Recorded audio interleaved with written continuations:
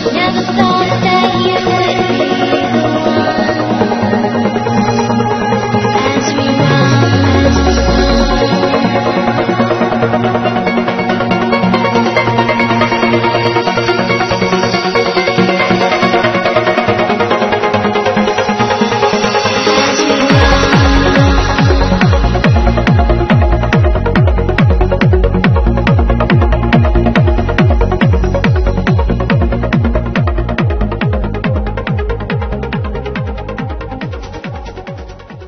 Professor Stephen E. Jones conducted his PhD research at the Stanford Linear Accelerator Center in California and earned his PhD in physics from Vanderbilt University in 1978. Jones specializes in metal-catalyzed fusion, solar energy, and archaeometry, which utilizes advanced physics methods to determine what happened in the past from available evidence. It is this approach that Jones applies in pursuing 9/11 research. As I looked into it for myself, I realized, wait a minute, there must be other examples if fires brought these buildings down. There were no examples. And even here, I get this argument from civil engineers, fires are sufficient, I say, well, give me some examples then, because these buildings, we have over 100 years of history now of these steel frame buildings. And I read that nearly every one of them in their lifetime has a fire, major fire. There had been a huge inferno in a building in Spain. And you could see it 24 hours, burning, burning, burning. The people thought it was going to collapse because the World Trade Centers buildings had collapsed. It did not. And you look at it, and the steel beams and all concrete, sure, it was damaged dramatically. But the structure is there. The frame is still there. And that's the case in all other buildings. The structure remains. So I thought, that is really strange. 3 government reports were released: the well-known 9/11 Commission report, the NIST report, and the FEMA BPAT report. It was totally inadequate. The BPAT study was, for the size of this disaster, these are the 2 largest buildings in the world as far as the Twin Towers go. 2 of the largest buildings in the world to collapse, and yet we were throwing at it volunteer engineers with no money and no authority, basically. The only access they had was one guide, they described as a guided tour. They didn't even look at a single piece until like a month after the attack. There was no NIST investigation. There was no $16 million. There was no federal look at this disaster other than the federal BPAT, and that's why we're very critical of BPAT. Again, not the individuals conducting it, but the way it was being conducted. It was, again, failed, to do what really needed to be done, and it stopped very short of what this disaster deserves.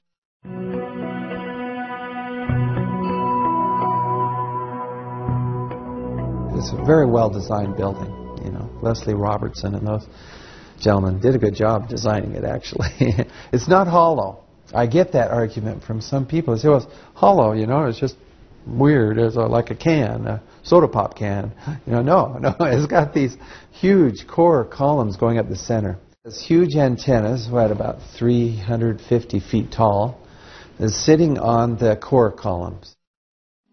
Kevin Ryan was a former manager for Environmental Health Laboratories, a water testing subsidiary of Underwriter Laboratories, or UL. UL certified the original World Trade Center steel and performed steel tests for the NIST report. Months after being promoted to site manager of his division, Kevin Ryan was fired for publicly questioning the NIST draft report released in October of 2004. These were award-winning buildings and award-winning engineers. And they took into account aircraft impacts and jet fuel fires in their design. So you're saying that the building was actually designed to cope with a hole like that and still survive? Yeah, it was designed like that. Yes, that's what happened. It was the explosion in 1993.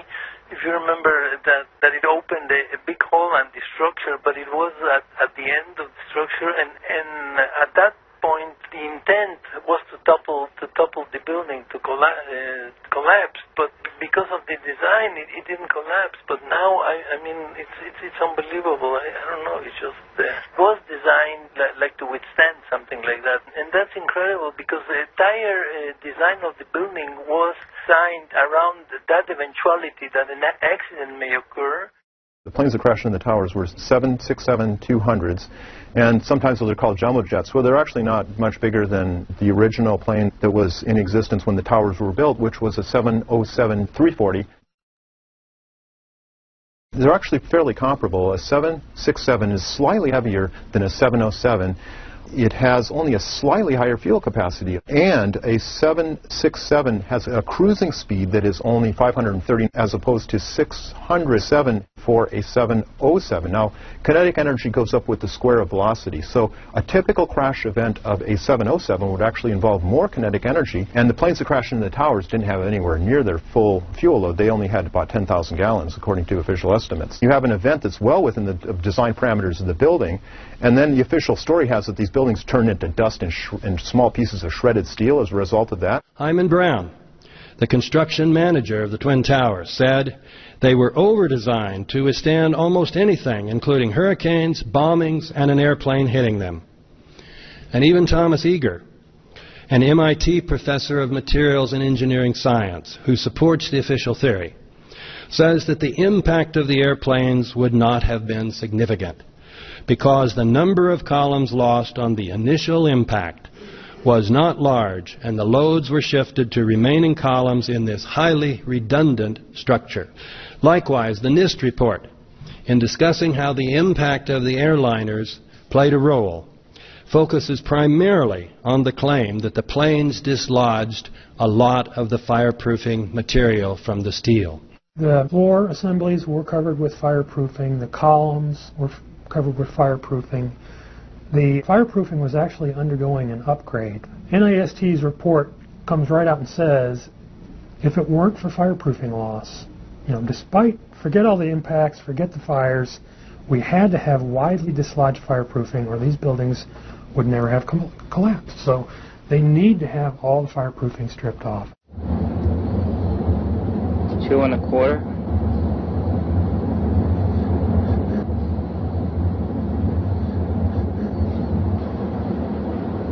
I pointed out that earlier calculations showed that the energy simply was not there. But NIST did these really weak and deceptive tests. Well, they slipped this Appendix C into one of the reports in the end. And this shows this little assembly, this plywood box, and they have a shotgun. They took this shotgun and they shot 15 blasts at non-representative samples, ultimately, and showed that where they shot the fireproofing would blow off. Okay. One of the big problems with that is, first of all, there's no energy for any of this to happen. Secondly, there's no evidence that a 767 could transform into thousands of shotgun blasts, pointing in all different directions, by the way. Going through the core of the building, coming around to the outside, shooting all the insulation off, right underneath the floors, over several floors, let alone 9 floors, for crying out loud. I mean, it's just not possible.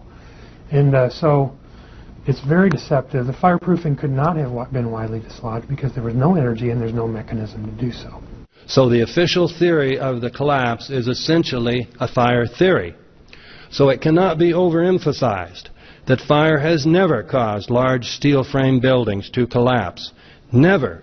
Whether before 9/11 or after 9/11 or on 9/11 anywhere else in the world except allegedly New York City.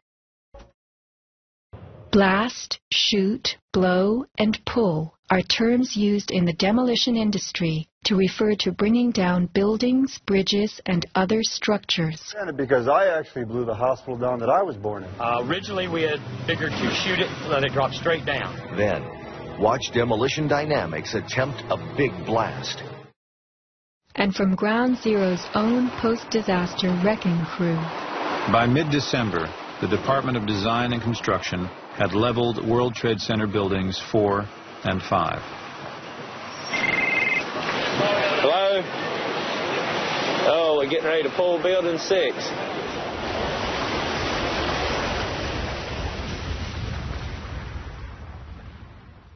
Silverstein, a commercial real estate tycoon with international political connections, acquired a 99-year lease on the World Trade Center complex in the spring of 2001. Throughout the summer, he reworked the insurance policies on his new property, making sure that it was covered for acts of terrorism. Explicit in the lease agreement was Silverstein's right to rebuild the complex if it were destroyed. After 9/11, Mr. Silverstein fought his insurers in court to obtain double his policy limits for the destruction of his property, maintaining that the double hijacking